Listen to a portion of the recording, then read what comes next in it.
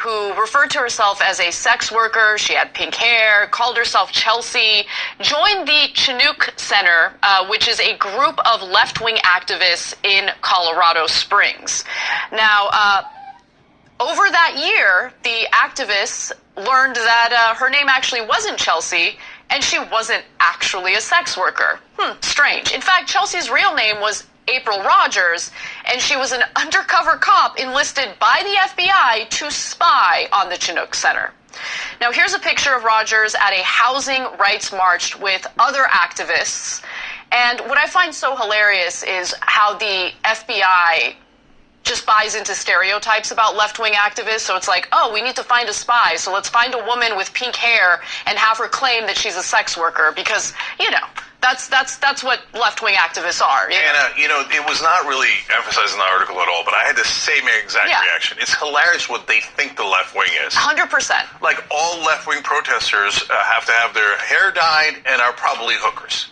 That's probably the conversation they had at police headquarters. And that's probably the language they use in regard to sex workers as well, So exactly. Now, Rogers' goal was to gather information for the FBI and essentially try to entrap the activists. Like, let's just be clear. That is what that is. Entrap the activists. That means persuade the activists to engage in illegal activity, okay? And should they take that bait, well, they would be arrested.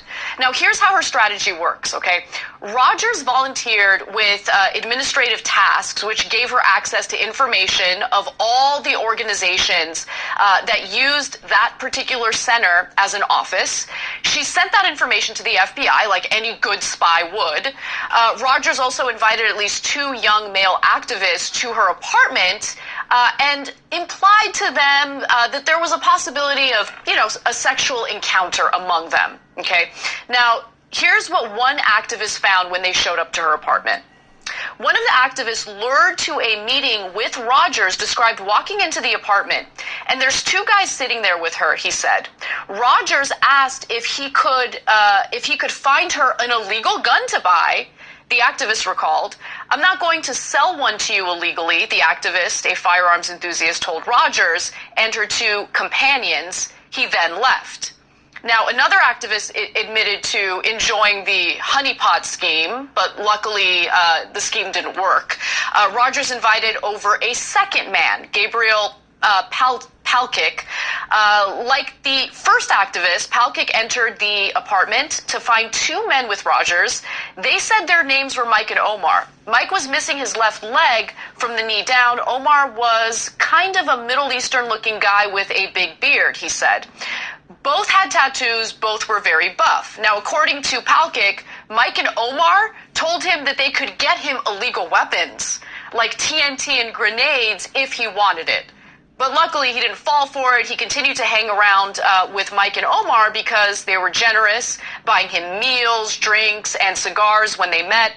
But Palkic eventually told the 2 men that he didn't want any weapons and stopped returning their calls and text messages. So again, the effort to try to entrap some of these activists failed, which I'm really happy about. But eventually, Rogers got caught as an informant for the FBI. I'll tell you how in just a moment. But Cenk, so far, what are your thoughts? So, look, this is a ironic result of this investigation, but I began to have a little bit of sympathy for the right-wingers. And so, because the FBI and the cops do the same trick every time. They come in and they go, hey, you guys want some weapons? Hey, you guys want to kill people? It's classic entrapment. They do it mostly to the left wing, not to the right wing. Okay, in fact, they let a Nazi go while they were busy doing this, and he wound up murdering a lot of people. We'll get back to that story in a second. But now with some of the right-wingers, when they say, hey, you guys want some weapons? The right-wingers always say yes, right? Not always. You see some cases where they go, no, I don't want it, or they probably already have some, etc. And a bunch of cases where they say, no, I don't want to do the violence, right? But for right-wingers who've been trained to believe that your gun is to protect you against the tyranny of government. Someone comes by and goes, hey, shouldn't you kill that government official? That becomes alluring. And so I don't have sympathy for the guys who get allured by that. Right. But guys, whether you're right wing or left wing, watch out, okay? The FBI does entrapment all the time. Doesn't mean everything the FBI does is wrong. Stop thinking in binary ways. FBI is purely evil, deep state, or FBI is all angels, right? And by the way, the right wing has believed both of those things at different times, right? So here they are doing a classic sting operation on the left. One of the things that they targeted was a protest against rents that were too high. It's insane. No, it's insane. It really is. And look, understand that this is happening with the backdrop of endless politically motivated mass shootings that the FBI does not foil. You get what I'm saying? Like, you have message boards with these extremists talking about how they're going to shoot up grocery stores and, like, writing their manifestos about white replacement theory or whatever. None of that gets foiled, but they've got time to spy in on a housing protest. Yeah, and to be fair to the FBI, some of them do get foiled. We do talk about it on the show, and some are legitimate investigations, but tons and tons of them go unaddressed. Because there's a mindset in American law enforcement that the left protesting companies or wage issues or capital is so much more dangerous than the right that is actually planning violence, right?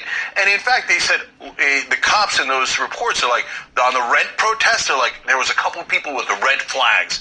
We think that means communism, so we went to go kick their ass and arrest them. I mean, this country. What does that have to do with breaking the law? But let's just keep it 100. Like, the critique from the left in regard to the FBI really has a lot to do with that. The FBI's long history of, deploying violence and spying in on left-wingers or anyone that they suspected of being communist. Like, that's the FBI's history. So I understand where that binary thinking comes from the left because of that history. But nuance is important, and that's what we're trying to do here. So how exactly did Rogers' plot get foiled, right? Like, how was she discovered by the activists? That's my favorite part of the story for obvious reasons. So, an activist by the name of Jacqueline was accused of assaulting a police officer with her bike at the housing rally with other Chinook Center activists, okay? Now, she maintains that she threw her bike down to the ground out of alarm when the officer, dressed in riot gear, charged at her.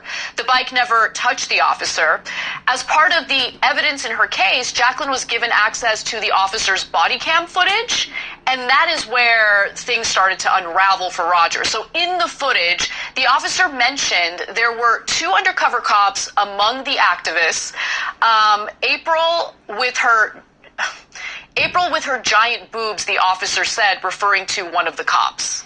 So the person who's undercover for the cops, the one with the pink hair, is the one that cops behind the scenes are going, remember, don't arrest her. She's the one with the giant boobs. This is a newspaper, and this is news.